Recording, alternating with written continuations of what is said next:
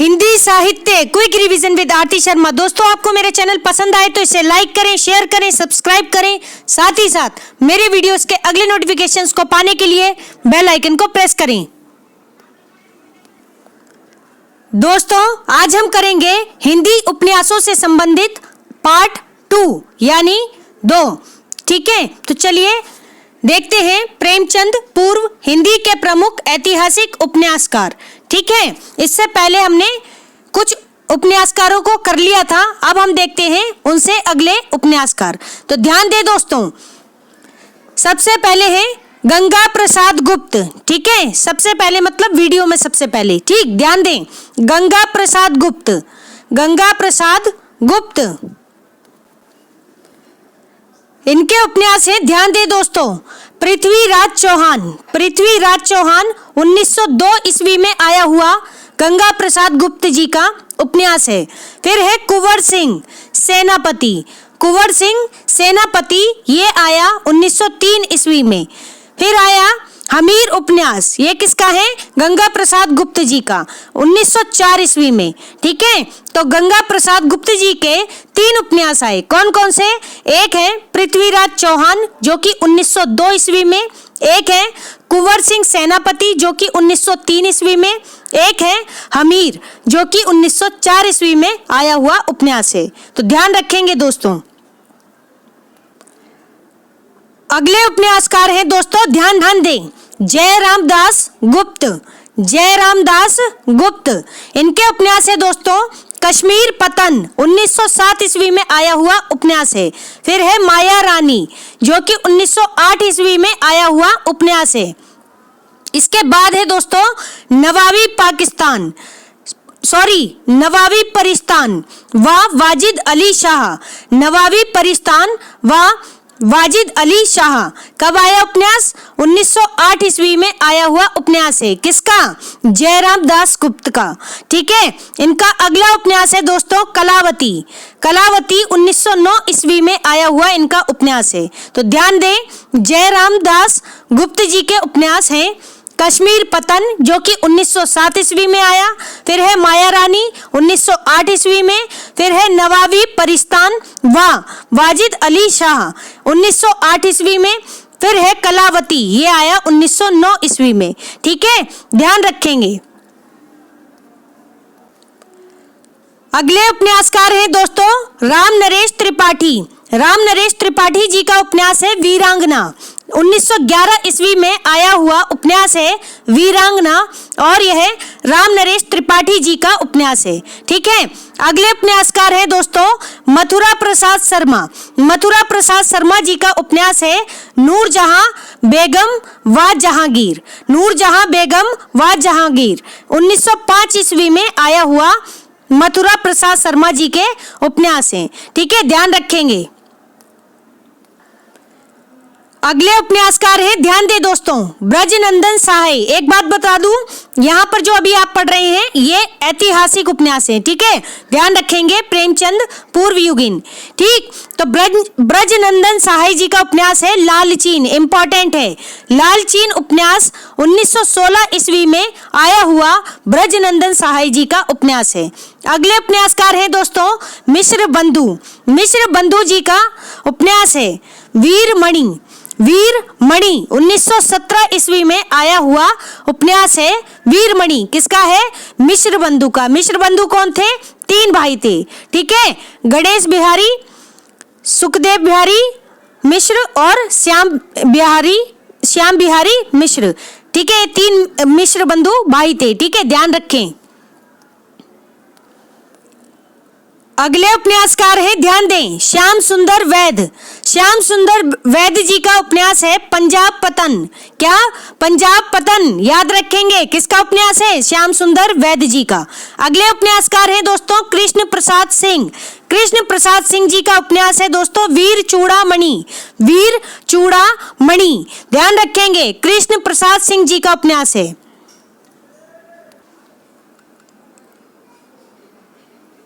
अगले उपन्यासकार है दोस्तों अयोध्या सिंह उपाध्याय हरिऔध।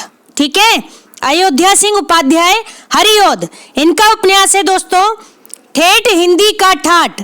ठेठ हिंदी का ठाठ, जो कि मुहावरों की पाठ्य पुस्तक है। ठीक है, ध्यान रखें, ठेठ हिंदी का ठाठ मुहावरों की पाठ्य पुस्तक है। ठीक, और ये किसका उपन्यास है? अयोध्या सिंह उपाध्याय हरिऔध जी का। इनका दूसरा उपन्यास है दोस्तों देवबाला। देवबाला 1899 ईस्वी में आया हुआ उपन्यास है। ठीक, हरिऔध जी का। फिर है अध किला फूल, बहुत ही इंपॉर्टेंट।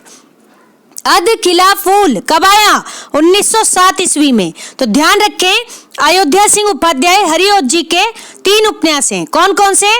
ठेठ हिंदी का ठाठ, जो कि मुहावरों की पाठ्य पुस्तक है। फिर है देवबाला, जो कि 1899 ईस्वी में आया हुआ इनका उपन्यास है।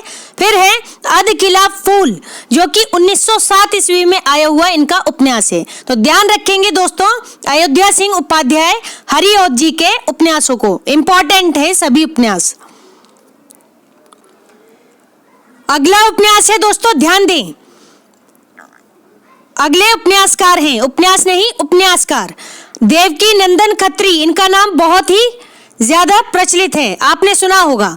ठीक, तो पहले जान लें कि हिंदी में तिलस्मी और ऐयारी उपन्यासों के प्रवर्तक माने जाते हैं। कौन? देवकी नंदन खत्री। किसके प्रवर्तक? हिंदी में तिलिस्मी और ऐयारी उपन्यासों के प्रवर्तक। बात याद रखेंगे। ठीक, इनके उपन्यास देखते हैं दोस्तों। इनके उपन्यास है चंद्रकांता। चंद्रकांता 1888 ईस्वी में आया हुआ देवकी नंदन खत्री जी का उपन्यास है। इसके बाद है चंद्रकांता संतति। चंद्रकांता संतति, जो कि 24 भागों में है। कितने भागों में? 24 भागों में है। और इसके 2 समय मिले हैं दोस्तों, एक 1896 ईस्वी और एक 1996 ईस्वी। जो सबसे ज्यादा मिला समय है वो है 1896 ईस्वी। ठीक है, तो आप दोनों ही समय को ध्यान में रखेंगे। ठीक, प्रायोरिटी देंगे 1896 ईस्वी को। तो ध्यान रखें, चंद्रकांता और चंद्रकांता संतति दोनों ही उपन्यास किसके हैं? देवकी नंदन खत्री जी के। ठीक, फिर है इनका अगला उपन्यास नरेंद्र मोहिनी। नरेंद्र मोहिनी ये कब आया? 1893 ईस्वी में आया हुआ देवकी नंदन खत्री जी का उपन्यास है। क्या? नरेंद्र मोहिनी। ठीक है, ध्यान रखेंगे। देखते हैं एक बार फिर से, देवकी नंदन खत्री हिंदी में तिलस्मी ऐयारी उपन्यासों के प्रवर्तक माने जाते हैं। पहली बात, इनके उपन्यास है चंद्रकांता, जो कि 1888 ईस्वी में आया। फिर है चंद्रकांता संतति, जो कि 24 भागों में है और 1896 ईस्वी या फिर 1996 ईस्वी में आया हुआ उपन्यास है। ठीक, इसके बाद है इनका अगला उपन्यास नरेंद्र मोहिनी। ये आया 1893 ईस्वी में, 1893 ईस्वी में। तो ध्यान रखेंगे दोस्तों। देखते हैं देवकी नंदन खत्री जी के अन्य उपन्यास। गौर करेंगे दोस्तों, इनके अगले उपन्यास हैं वीरेंद्र वीर। वीरेंद्र वीर 1895 ईस्वी में आया हुआ उपन्यास है वीरेंद्र वीर। फिर है कुसुम कुमारी। ये कब आया? 1899 ईस्वी में आया हुआ उपन्यास है देवकी नंदन खत्री जी का कुसुम कुमारी। कब? 1899 ईस्वी। फिर है इनका उपन्यास भूतनाथ। भूतनाथ जो कि 6 भागों में है। कितने भागों में? 6 भागों में है और इनका अधूरा उपन्यास भी है।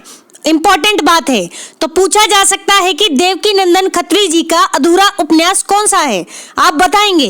भूतनाथ। ठीक है, भूतनाथ उपन्यास। ठीक, कब आया ये दोस्तों? तो 1906 ईस्वी में आया हुआ इनका उपन्यास है भूतनाथ। ठीक है, ध्यान रखेंगे। तो हमने देखे वीरेंद्र वीर जो कि 1895 ईस्वी में, फिर है कुसुम कुमारी 1899 ईस्वी में, फिर है भूतनाथ जो कि 6 भागों में है, अधूरा उपन्यास है, 1906 ईस्वी में आया हुआ देवकी नंदन खत्री जी का उपन्यास है।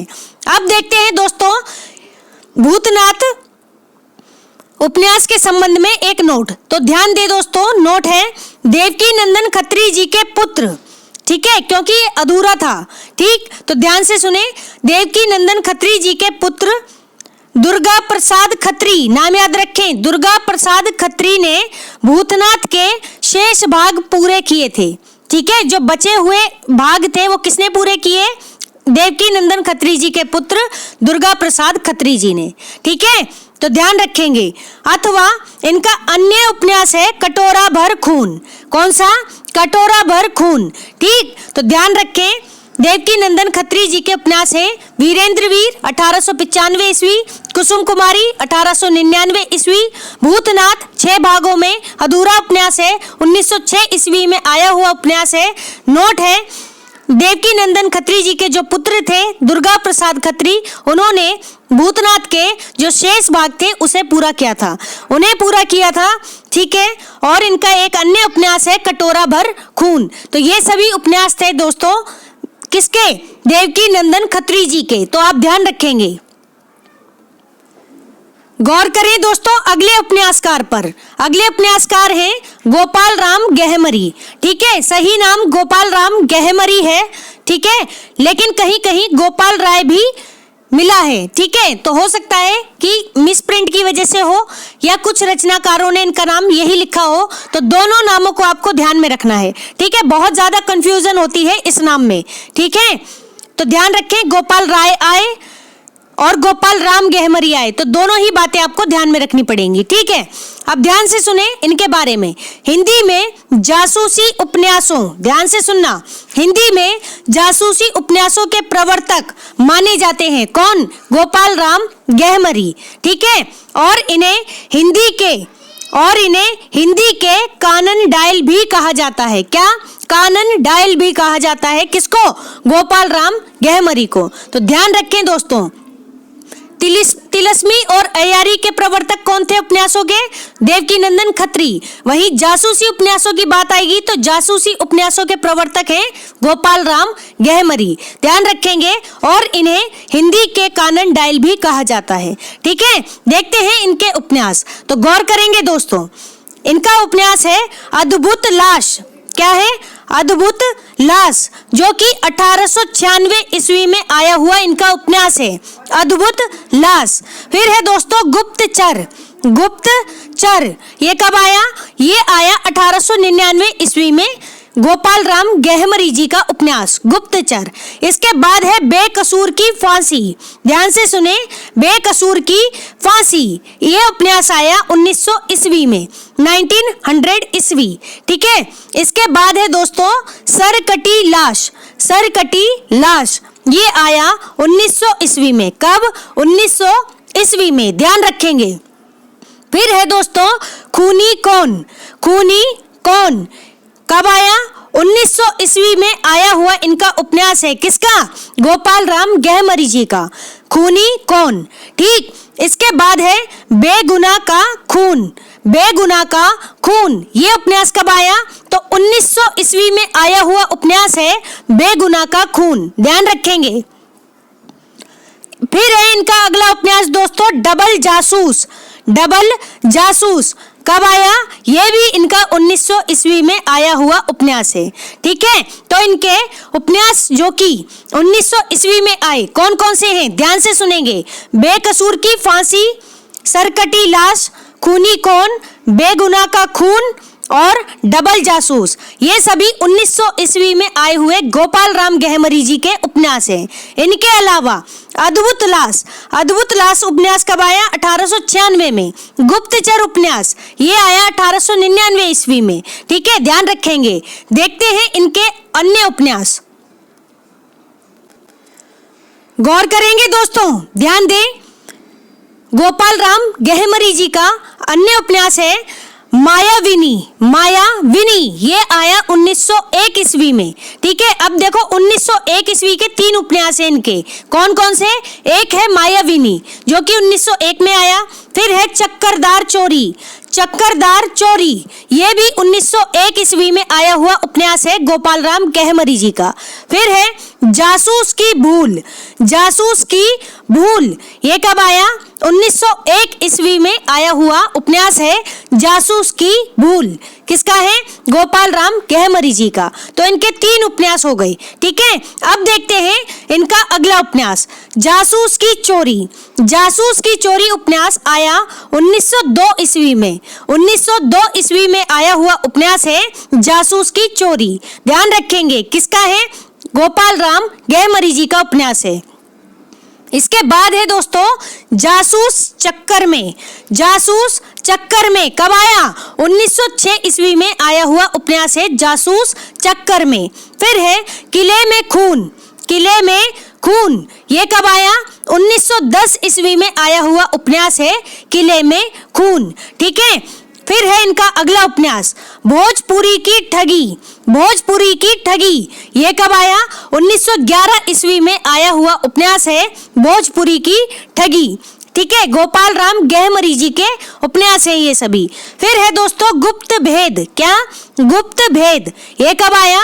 1913 ईस्वी में आया हुआ उपन्यास है गुप्त भेद। तो ध्यान रखेंगे इनका। अब देखते हैं अगला उपन्यास जासूसी की एयारी। जासूसी की एयारी 1914 ईस्वी में आया हुआ उपन्यास है गोपाल राम गहमरी जी का जासूस की एयारी। इसके बाद है इनका एक उपन्यास और अद्भुत खून। अद्भुत खून, ठीक है, ध्यान रखेंगे, पढ़ चुके हैं, रिपीट हो गया है, कोई बात नहीं, आप दोबारा पढ़ लें। तो एक बार फिर से सुनेंगे सभी उपन्यासों को, ध्यान दें दोस्तों, गोपाल राम गहमरी जी के उपन्यासों पर गौर करेंगे दोस्तों। गोपाल राम गहमरी जी के अन्य उपन्यास क्या है? मायाविनी, जो कि 1901 ईस्वी में आया। फिर है चक्करदार चोरी 1901 ईस्वी में।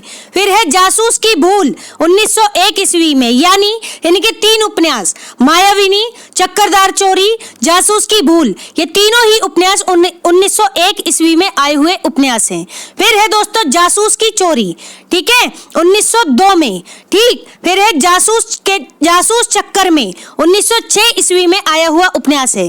फिर है किले में खून 1910 ईस्वी में आया हुआ उपन्यास है। फिर है दोस्तों भोजपुरी की ठगी। भोजपुरी की ठगी 1911 ईस्वी में आया हुआ उपन्यास है। इसके बाद है गुप्त भेद। गुप्त भेद 1913 ईस्वी में आया हुआ उपन्यास है गुप्त भेद। इसके बाद देखें दोस्तों जासूस की एयारी।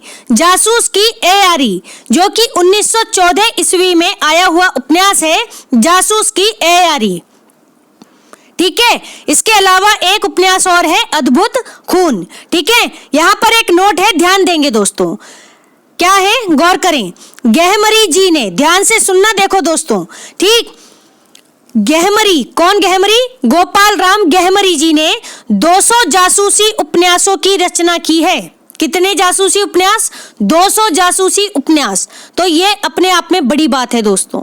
इस दृष्टि से यह महत्वपूर्ण उपन्यासकार हैं। तो इनके बारे में, इनके उपन्यासों के बारे में आप अच्छे से पढ़ लें। ठीक है, यहाँ पर महत्वपूर्ण उपन्यासों की चर्चा आपसे कर ली गई है। बाकी जो बचे हुए हैं उनको आप अपनी किताबों से भी देख सकते हैं।